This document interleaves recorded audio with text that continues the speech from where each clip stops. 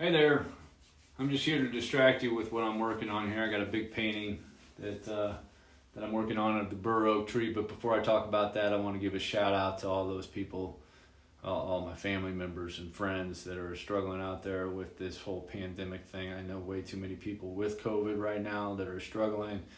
My restaurant friends, everybody knows I have roots in the restaurant. I want to give a shout out to you guys. It's Friday night. I'm going to be ordering in from one of my favorite restaurants, Addison's, tonight with the family. We'll sit down, watch a film. But I want to give them a shout out before I get started on my distraction. And I know that the hair could be a distraction too. Dave, I'm talking to you. It's not in a ponytail this time. By the way, it was a ponytail and not a man bun. Man buns are up here. Ponytail's down here. It takes a while to get to get to the George Carlin level. So anyway, let's talk about the painting. All right, so I'm working on the Burr Oak painting here. I'm working with a classical palette, so I'm working with earth tones first. I know I've talked about my palette a little bit before, but let me get into it a little bit more because it's good, it's distracting, and it's art historical. Let's get art historical here. So let's do a little art history. I'm not going to show any slideshows or anything like that, but let me get into it real quick. First of all, I've got my palette, which is on a board, which is on aluminum. The wrapped aluminum comes from this artist named, Michael Parks. Michael Parks. He was for those of you that grew up in the, in the St. Louis suburban mall area, and maybe got some of your influences from that time period of roaming through a mall, like a mall rat. There was an artist named Michael Parks who had paintings of like Cirque du Soleil people on tight ropes and skies with weird lions and stuff like that. Very cool in the late 80s, early 90s. Anyway, I saw a YouTube video, he was using aluminum. I thought, that makes a little bit of sense to me. So anyway, back to the classical palette. What we're working with, we got our whites on top. We got white to black, white to yellow ochre, to raw umber, white to burnt sienna to burnt umber. And then as I'm mixing, I try to match the values this way. So if I want to go with just the same values in the painting, I could go this way, and then I could use my color this way. But you can see I'm not using any greens. I'm not using any blues, really. The blues come from these cool tones that come through the white and black area, and then of course we have a lot of warms. And the raw umber is almost kind of like a cool brown, but this makes a lot of sense in like a classical way because all of these are earth tones, and some of them are a little bit more difficult to make. And here's where I want to just get a little bit art historical for you. Let's talk about white first. So white used to be flake white or lead white, and the way that they would make the lead white was like a chemical alchemy process. Alchemy is a lot of the ways that we get a lot of the colors that we've used throughout the last thousands of years. White or lead white is a reactive process, and this is how I understand it. And please, if you guys want to correct me, and maybe I'm wrong in some of this, but from what I understand, you take a piece of lead and you have a vessel with a grate in it, and you put the lead on top of the piece of grate, and then you have vinegar on the bottom, and you take those vessels and you bury them inside like a shed, and then you cover them all with waste, animal waste, could be human waste, could be horse waste, just waste. And there's a chemical process that makes the lead on top of that grate grow white hairs. And then somebody goes in, some poor person, this is not a good job. You don't want this job. So you go in and you dig it all up, and you take the pieces of lead and you scrape the white hairs off of the top of the lead, and then you mix it with a medium like a linseed oil or a walnut oil, and that's how you have white. As you can imagine, this is completely unhealthy.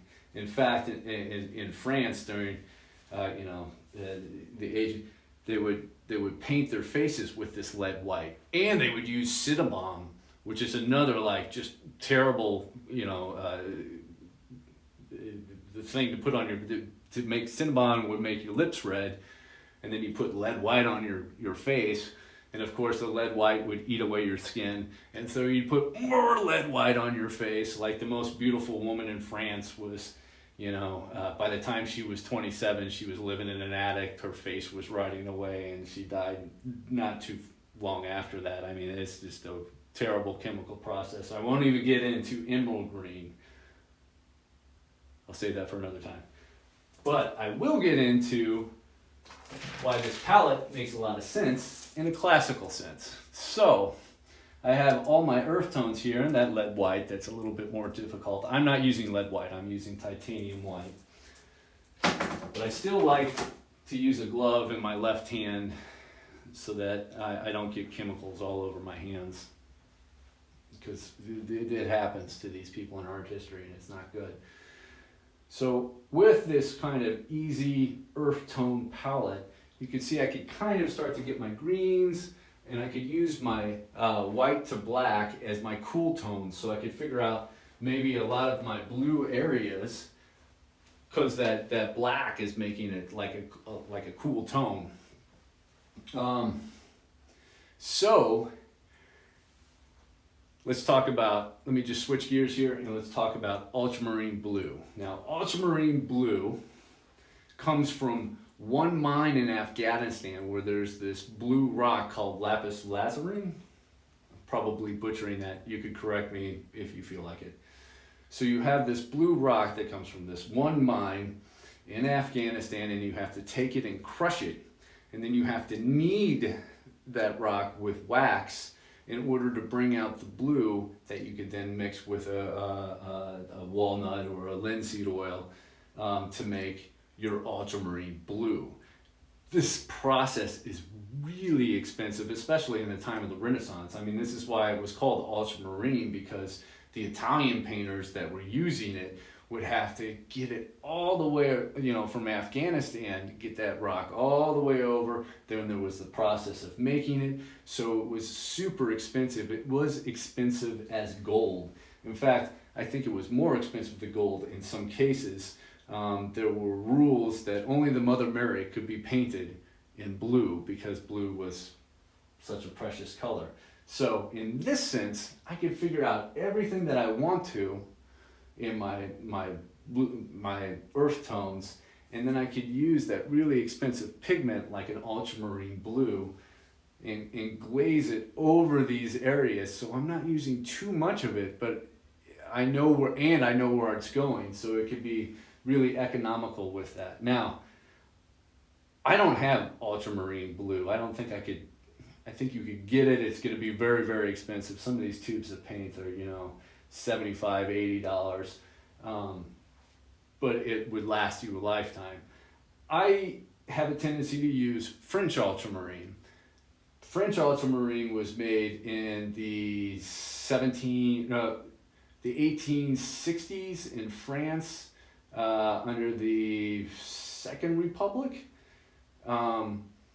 When they decided that ultramarine was too expensive, they employed French scientists to find another way to make that ultramarine, and they did it synthetically, and they call it French ultramarine, and that's kind of like a cheaper version of what this ultramarine blue used to be. So anyway, back to the painting. That's where I'm going right now. And as far as this thing is just talking, it's you know, just to prove what a mall rat I am. One of my first jobs was cooking, flipping burgers in the basement of Crestwood Mall at a restaurant called Flamers, and the owner of the restaurant would say that the burger, when he was training me, the burger will tell you when it's going to be flipped, when it needs to be flipped. It'll talk to you, which is kind of sounds insane when you're 15 years old or 16 years old. But, you know, now that I'm working on things like this, it's true that painting is going to talk to you. If I'm working on like a smaller, like this is a smaller version of the same painting, but it becomes something different when it becomes 8 feet by 6 feet. So I have to, just push and pull and see where it takes me. And so that's where I am at this point. Thanks for tuning in. If you're still here after 10 minutes of me babbling, well done. I wish I had something to treat you with. I'll just walk backwards.